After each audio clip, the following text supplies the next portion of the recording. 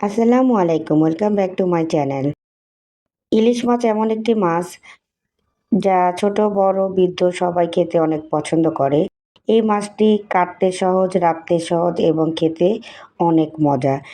এই ইলিশ মাছটি যেভাবেই রান্না করা হোক না কেন অনেক বেশি মজা হয়। আমি আজকে পটল আলু দিয়ে ইলিশ মাছের ঝোল তরকারি রান্না করে দেখাবো। আমি আজকে খুব সহজ পদ্ধতিতে রান্নাটি করে দেখাবো।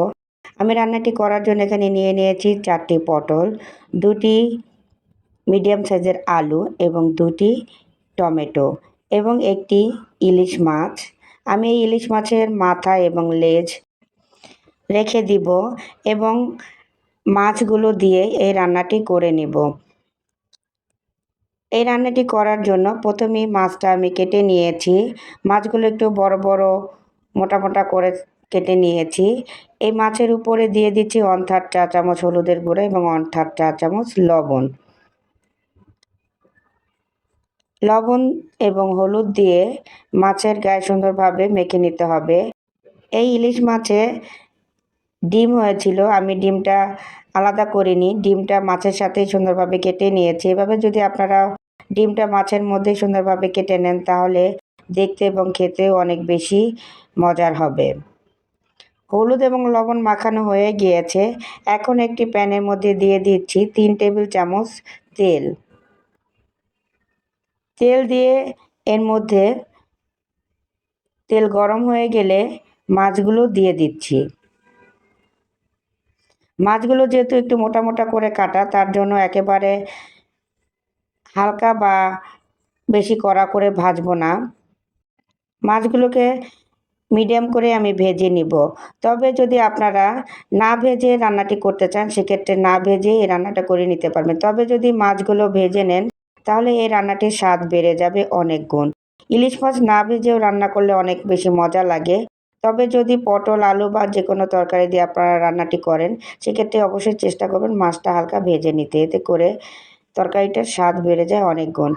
মাছগুলো ভাজা হয়ে গিয়েছে, তুলে নিয়েছে। এখন আলু এবং পটলে 1/4 চা চামচ লবণ এবং হলুদের গুঁড়া মেখে সেম তেলেই ভেজে নিচ্ছি। যদি আপনারা এভাবে আলু এবং পটল সুন্দরভাবে ভেজে নেন তাহলে অনেক বেশি এই রান্নাটির স্বাদ বেড়ে যাবে। আলু এবং পটলগুলোর এক পাশ হালকা হয়ে গেলে উল্টে দিয়েছি। অন্য পাশও হালকা হয়ে গিয়েছে। এখন আলু এবং পটলগুলো তুলে নিচ্ছি। এখন সেম তেলই দিয়ে দিব 3টি পেঁয়াজ কুচি। পেঁয়াজগুলোকে নেড়ে হালকা ভেজে নিতে হবে। এখন এর মধ্যে দিয়ে দিব 1/2 চা চামচ আদা এবং রসুন বাটা। আদা রসুন দিয়ে পেঁয়াজের সাথে ভেজে নিতে হবে। যখন আদা রসুনের গন্ধটা চলে যাবে এবং পেঁয়াজটাও হালকা ব্রাউন হয়ে যাবে তখন এর মধ্যে গুঁড়া মশলা দিয়ে দিব। দিয়ে দিচ্ছি 1/2 চা চামচ হলুদের গুঁড়া, 1 চা চামচের থেকে একটু কম মরিচের গুঁড়া, 1/2 চা চামচের থেকে একটু বেশি লবণ, মশলা কষানোর জন্য পানি। পানি দিয়ে মশলা নেড়ে দিতে হবে এবং মশলা সুন্দরভাবে কষিয়ে নিতে হবে। যখন মশলা থেকে তেলটা উপরে উঠে আসবে তখন বুঝতে হবে মশলা কষানো হয়ে গিয়েছে। এ পর্যায়ে এসে ভেজে রাখা আলু, পটল এবং টমেটো দিয়ে দিতে হবে। আমি টমেটোগুলোকে একটু বড় বড় টুকরা করে কেটে নিয়েছি। টমেটোগুলো দিয়ে দিয়েছি। এখন আলু, টমেটো এবং পটল কিছুক্ষণ কষিয়ে নিতে হবে। এভাবে মশলার মধ্যে কষিয়ে নিলে তরকারিটির স্বাদ বেড়ে যাবে দ্বিগুণ। আমি 2 থেকে 3 মিনিট এভাবে কষিয়ে নিয়েছি। যখন তেলটা দেখা যাচ্ছে তখন এর মধ্যে দিয়ে দিব মেজারমেন্ট কাপের 2 কাপ পানি। আমি যেহেতু ঝোলটা মাখা মাখা রাখবো তার জন্য 2 কাপ পানি দিয়েছি। আপনারা এর থেকে একটু বেশি ঝোল চাইলে পানির পরিমাণটা একটু বাড়িয়ে দিবেন। যেহেতু আমি এখানে ঠান্ডা পানি ব্যবহার করেছি, যখন ঝোলটা সুন্দরভাবে ফুটে উঠবে তখন ঢাকনা দিয়ে ঢেকে দিব 5 মিনিটের জন্য। 5 মিনিট হয়ে গিয়েছে, ঢাকনাটা তুলে নিচ্ছি। এখন এর মধ্যে দিয়ে দিব